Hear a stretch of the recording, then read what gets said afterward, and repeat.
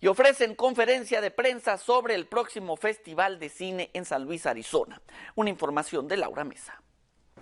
Y el cine es el arte de narrar historias a través de la proyección de imágenes. Y es por eso que anuncian con éxito la próxima realización de ya la 11ª edición del Festival de Cine de San Luis, Arizona, en donde estarán participando alrededor de 200 filmes de carácter internacional.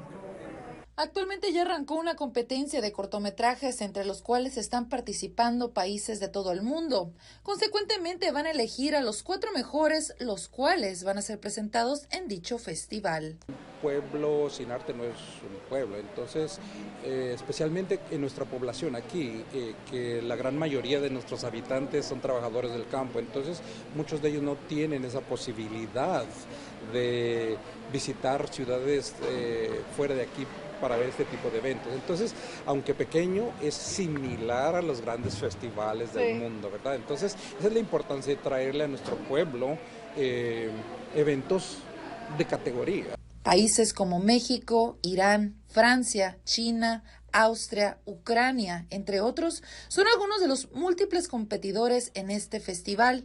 Reiteran que este evento es gratuito y es una manera de motivar a la comunidad de interesarse por el arte. Perdurero, ¿verdad? Para siempre, porque nosotros hemos participado en todos los eventos, siempre estamos aquí presentes y hay que apoyarlo y apoyarla, hay que avisarles a la comunidad, a nuestros amigos, a todos, hay que participar. Finalmente extienden la invitación a residentes de ambos lados de la frontera este próximo 15 al 18 de noviembre en punto de las 6 de la tarde, aquí mismo en las instalaciones del Centro Cultural César Chávez, por supuesto, en San Luis, Arizona. Transmitiendo en estos momentos desde San Luis para Telemundo 3 Noticias, Laura Mesa.